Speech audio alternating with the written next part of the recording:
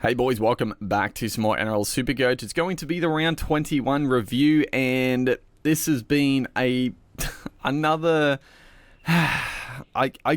good week. I don't know. Like we obviously, as you can see, 1385. Tipping 1400. It's always a good week, but we lost ranks 173 places. I honestly thought that would probably happen because obviously the big one here, Nathan Cleary, I don't know what he updated to, but 170 odd. I did captain him. He did save my week because there, as we will see, a lot of mediocre to pretty poor scores thrown in there.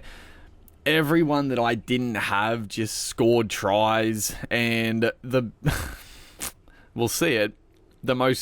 This season, bro, it is tilting me like no other. Like I just can't believe this season. It's just killing me, dude. But we'll go through the team, have a look at what transpired, and just everything. Everything just keeps going wrong this year. We can't get on a roll. Obviously, the Cleary thing is good, but at the same time, like, again, Cleary was very heavily captained.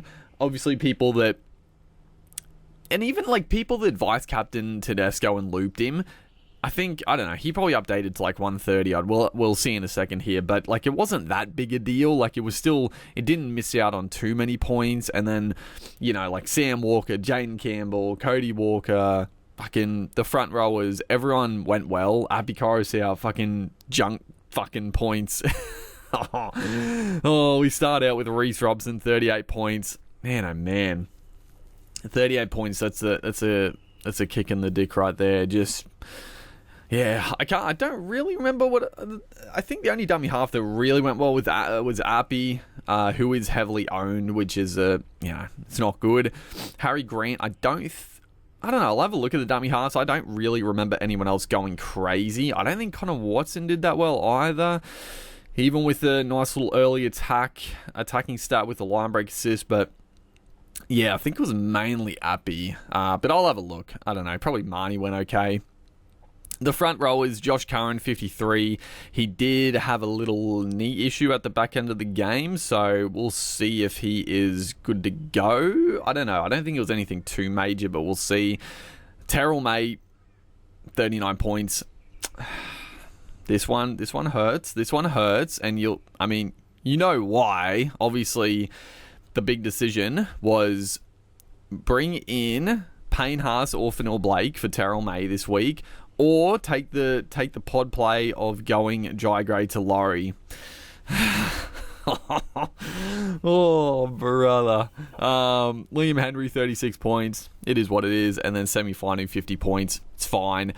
I don't know. I mean, the thing about it, right? So for Nrl Blake, you got like 90 to 100 points, right? Now, obviously it hurts, but at the same time, it was against the Tigers. If there's a week that Nrl Blake is going to dominate through the middle, it's against the Tigers at home. Like, I was fully expecting Nrl Blake and Payne Haas to go big. Payne Haas, I think, got like 80 points pretty much in base and power. Terrell May only scoring 39 is obviously, that's under what I was hoping. I was hoping you'd come out and get like a 50, but 39 points. I'm still, I don't know. I'm still half tempted to trade Terrell May to Payne Haas this week. I think, annoyingly, the Broncos, I think, have a bye next week. The Roosters, no, I think the Roosters have the bye next week. I think it's like Roosters and Broncos are pretty much interchangeable, but yeah, we'll have a look at it. I think Nrl Blake, for me, I'm going to let go. I know Payne, they're pretty similar now. Nrl Blake probably went up like 60k. Payne Haas, I think, dropped a 10k or something. So they're pretty similar price, and I probably prefer Payne Haas. Obviously, we got money in the bank to do it. We could, again, if Curran, like, honestly, I don't want Curran to be out injured, granted, but if Curran is gone for like a couple of weeks with that knee issue, I mean, going Curran up to Payne Haas, I think that could be the trade. But obviously, we only have 5 trades left, which is fine. It's fine, but yeah, there's a couple of issues, I guess, now popping up. Fainu, happy to hold Fainu for the rest of the season, honestly. Pumping out 50 points. If you need him, you need him. If not, you don't. And Liam Henry, I guess, yeah, we could just trade Liam Henry up. But, like, the thing is, like, I don't want to have that much money in the front row, I guess. That's the thing. Like, I'd rather just trade Terrell May and have Henry as cover, scoring like 40 points. And if there's an injury, and especially now with Fisher Harris going down, could be out for a few weeks. Liam Henry all of a sudden potentially gets a few more minutes, hopefully. But we'll see. The back row, Angus Crichton stunk it up, 49 points. I can't, like... I mean, you know, fair enough. I mean, the Storm obviously very good defensively. Couldn't really get anything going in that one. Wait, did they verse? Wait, who did they verse? It was a Storm, right? No, man, that was a week ago, you freaking idiot. Yeah, obviously Manly Roosters. I was thinking, like, no, it was a high-scoring game, wasn't it? Yeah, 34-30. No attacking stats to Angus in this one. And I guess the annoying part is that I traded out Bryce Cartwright, who got a beautiful little try assist. You knew it was going to happen, though. Oh, you know, the antipod of Crichton. I mean, I was never going to do it. Like, obviously, in hindsight, oh, yeah, I should have held Bryce Cartwright for another week and antipoded Crichton, but I was never going to do that. Like, the risk of that was too high, so it is what it is. That's what can happen, but everybody has Crichton, so it's fine. Britton Nickera, 43, not great, but he's been killing it. You can't expect 80s from Nickera every week, especially, I mean, he's getting like 40s for the first, like, 10 weeks of the season, so it was bound to happen eventually. Eli Katoa, he was struggling at the start. He wasn't really getting involved too much, but got a nice little couple of try assists, actually. He was, back end, he turned it on a bit. For Feeder, 88 points. You know, just does what he does. 80s, great to see. The big boy here, Nathan Cleary, 175. I thought he might up that. I thought he might get a few more points because they didn't give him that try assist to McLean, I'm pretty sure, which it was a 50-50. I mean, I'll be honest, usually those 50-50s, they automatically give it to like a Cleary and a Hines, but they didn't, I don't think they gave it to him on that front, which is probably fair enough. I mean, McLean did most of the work, but yeah, 175, very, very nice. Dylan Brown, 70 points. I think he downgraded a bit, which is annoying, but not too shabby. Dane Laurie, oh, fuck me, dude. I'm just so done with this season. This season is so fucked, man. What is happening? Dane Laurie, 50 points after 20 minutes. Absolutely carving up. I have never felt so confident in Laurie getting a big ton in this one. Like, he was going on for a big score. But of course, and like, he went down low in that contact, but fucking Fainu, not Fainu, Finai, you fuck. Like, seriously, what did you really have to come in like an absolute missile and take him out? Like, you took yourself out as well. Like, far out, dude. Couldn't believe it. I was fucking so happy. Cleary was killing it. Laurie just got his second line break. He got a try assist, the pass back to Cleary. I didn't even notice it originally, and then the cameras pan back, and I just see Laurie on the deck in all sorts. Oh my god! Like, we just can't catch a break this season. It just doesn't happen, and I mean, it just compounds because, like I said at the start, it was either taking the punt on going Laurie as the pod, or trading in for Nrl Blake or Payne Haas. I probably would have gone for Nrl Blake, just the price. So that lost me 60 points right there. And then on top of that, Laurie, I think, he's going to be out for this week, right? He failed his head knock protocol, so he's going to be out for this week. And then, fuck. And then, my luck, Edwards is going to be back early, and we're going to have to trade out Laurie, who I think lost cash. So, yes, great to see. Just love Supercoach, man. Just love Supercoach. And the other thing I was going to say with the compounding issue was that every other half went fucking gangbusters. Jaden Campbell, ton. Cody Walker, probably 80. Walker, Sam Walker 100, Jerome Hughes probably fucking 100. Like it just, boy oh boy. Lockie Galvin, we did not play, 41 points. That's fine. He's going to be a handy play this week because I will not have Laui. And then our centre wing, Dommy Young, 64 points. Honestly, Dom Young has been pretty fucking shit this year, if we're being honest, but he's scoring tries, so he's still scoring points. In real footy, he's been pretty dog shit, but he's a quick, tall winger, so he's scoring some tries, which is lovely. Kiraz, 120 points, if you don't mind.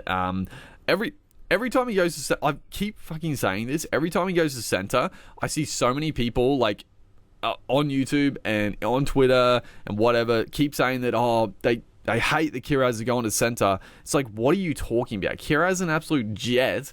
You want him to get as much footy as possible. On the wing, obviously he can jag a couple of easy tries off a quick pass and stuff, but at centre, he's a fucking nightmare to tackle, so he's going to get those base stats, and then on top of that, get more chances for attack. Like, I fucking love him at centre. I love him on the wing. I love him at centre. I don't think it matters where he plays. But the amount of people that see him at centre and are like, oh, I don't like that. It's like, do you watch football? Do you actually watch the fucking game, bro?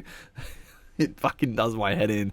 But yeah, 120, which is very nice because I think Kiraz is still pretty pottish. Like, I don't...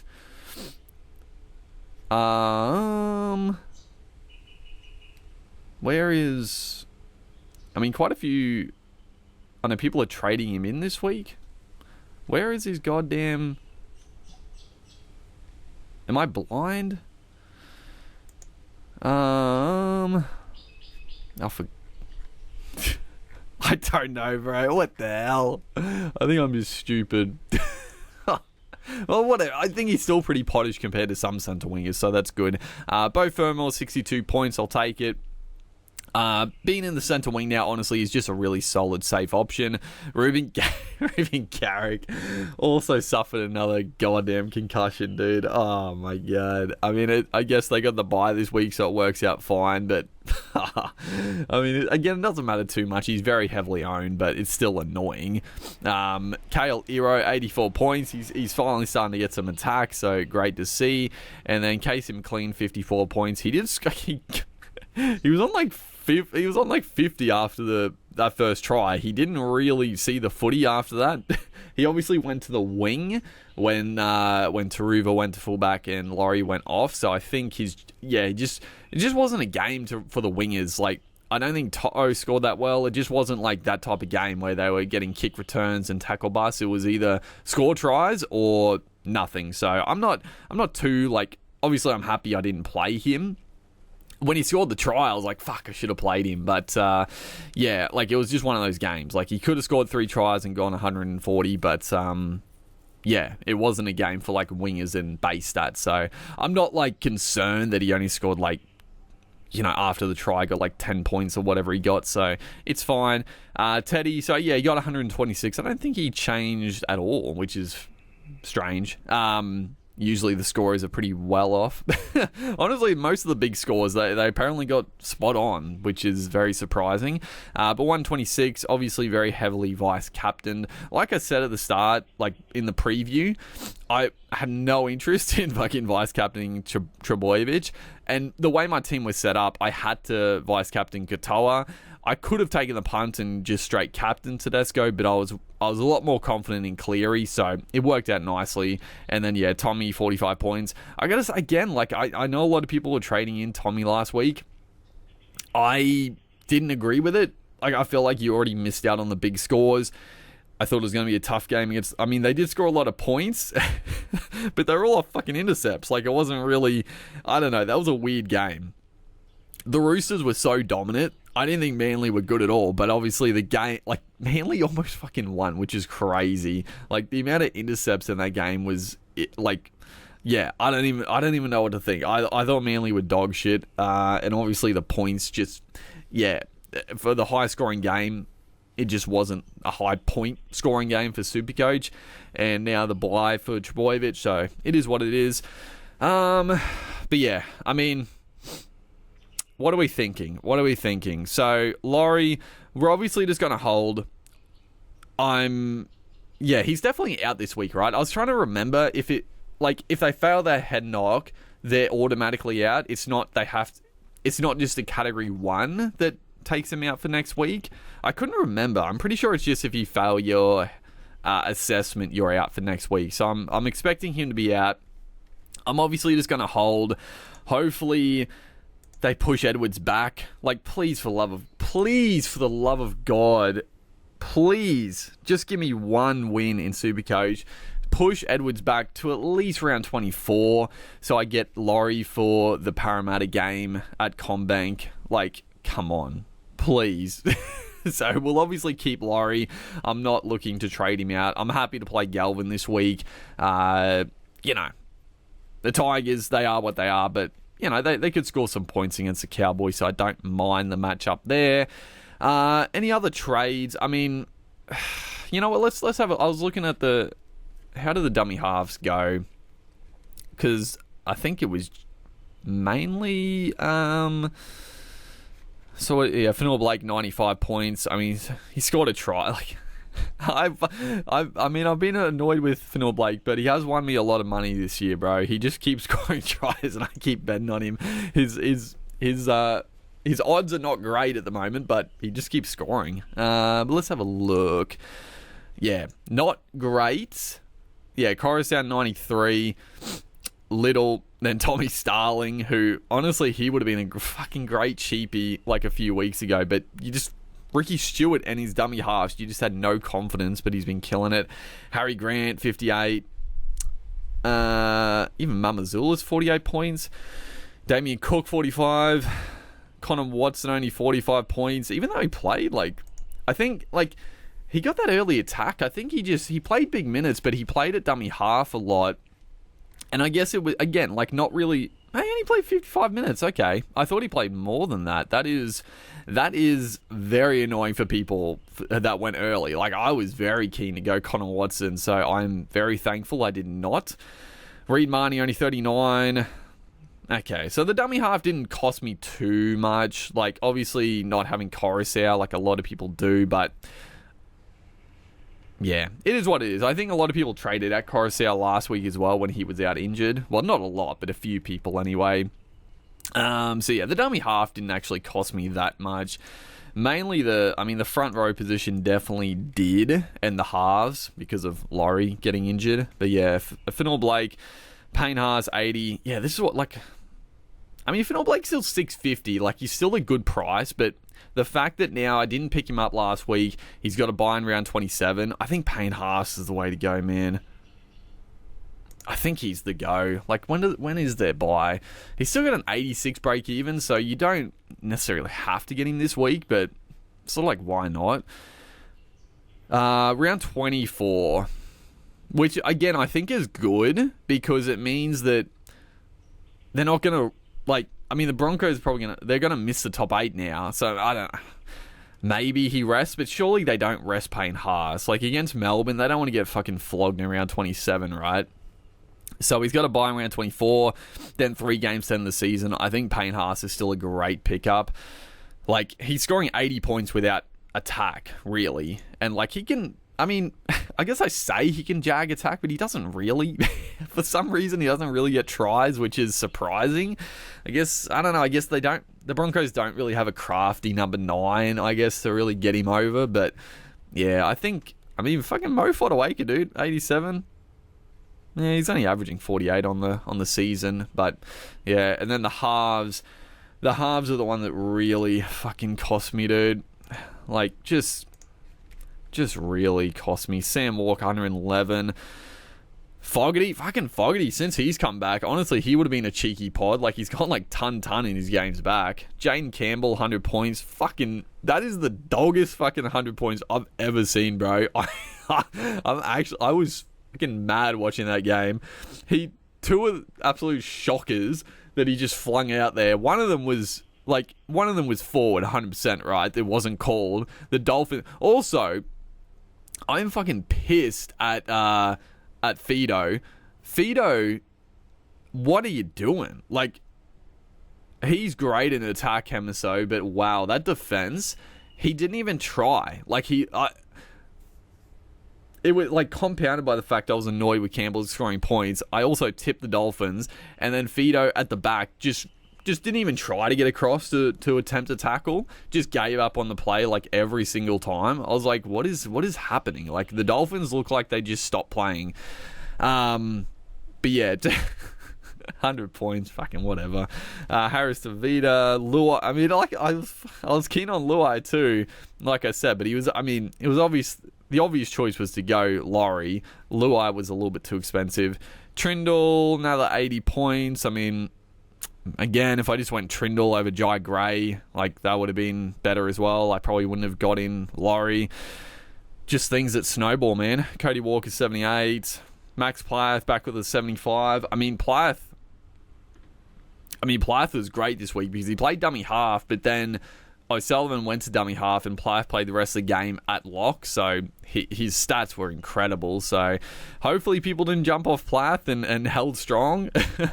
Yeah, I mean, that's the main one. The other big trade-in actually was Hemiso. I don't think he went very well. What did the center wingers get?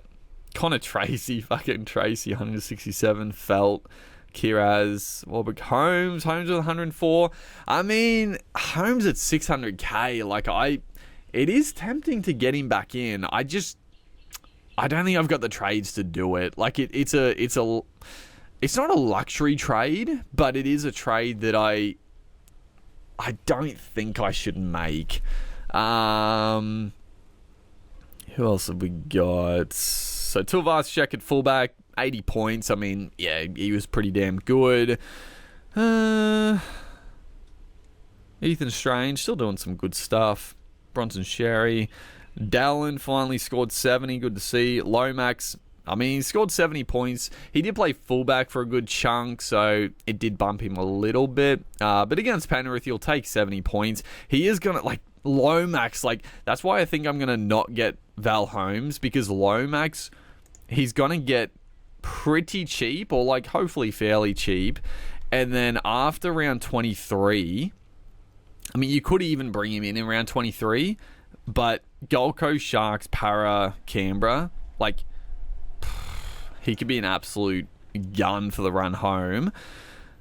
Yeah, don't mind it. Ronnie, 66. Yeah, Hemiso, 50 points.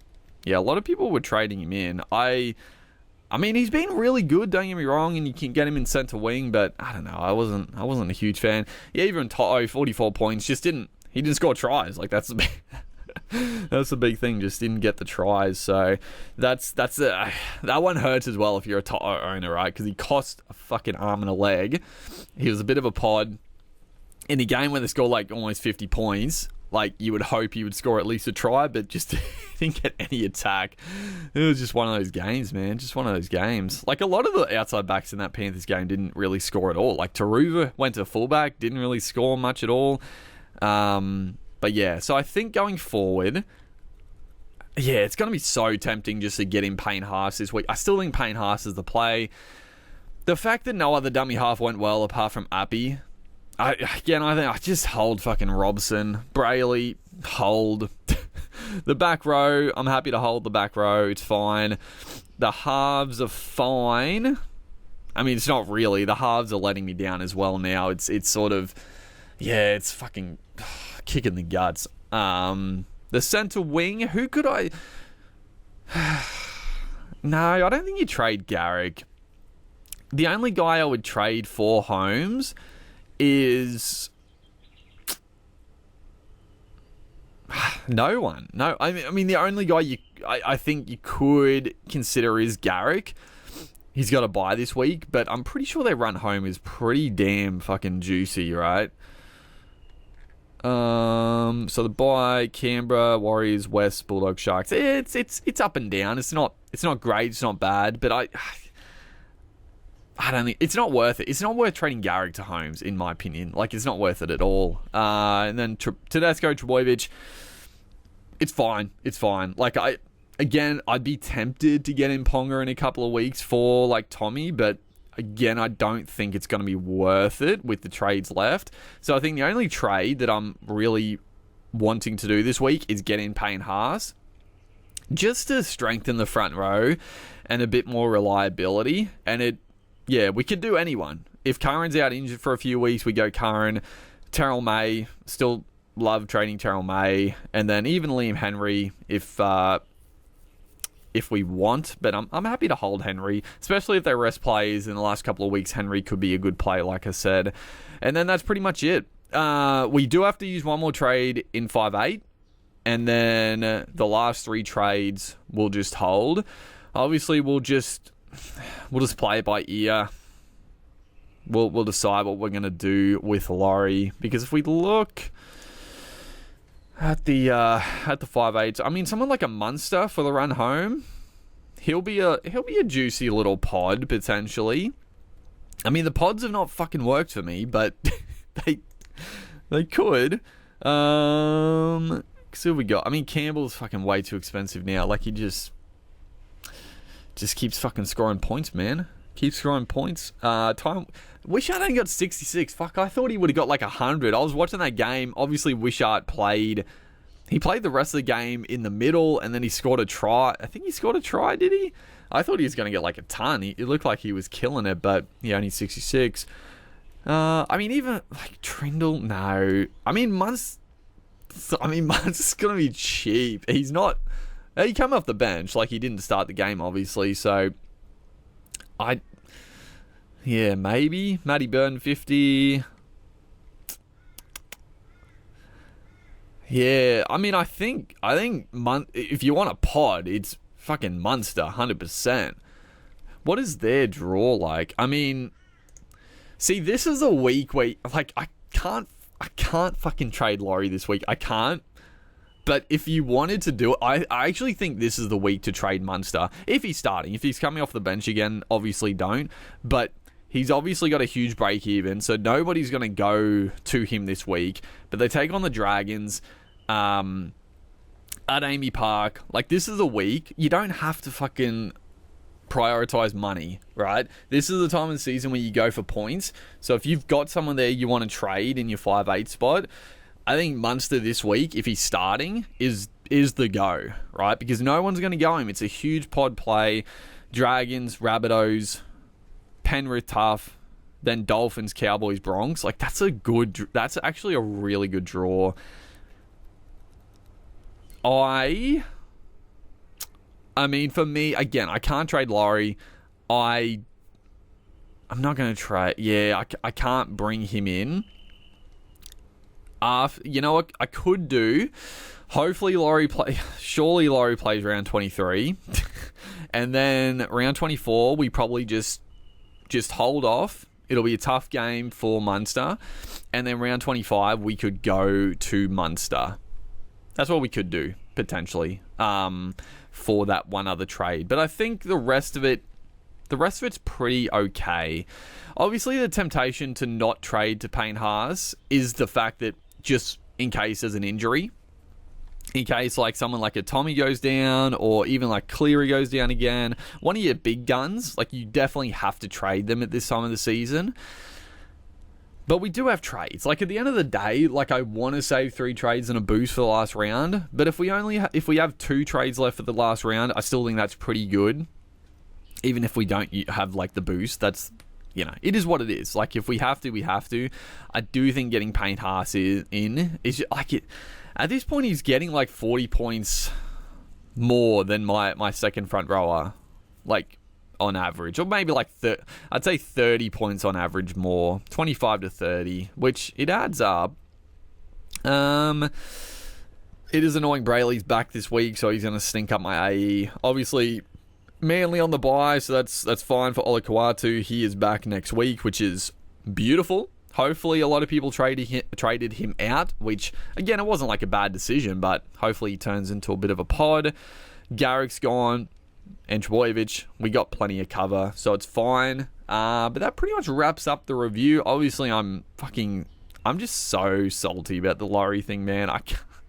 He was on for a huge score. With Cleary, but Not to be. It's just not my year on Supercoach this year. Just not my year. But we press on. We'll be back after team lists and whatnot. We're really into the back end now. Like, teams are... I mean, there's injuries, but, you know, they're back to full strength, so to speak, and no more interruptions. So, yeah, good run home, hopefully. Bit of carnage. Wouldn't go astray. And, hopefully you guys enjoyed. Make sure to like and comment, and I'll see you guys in the next one.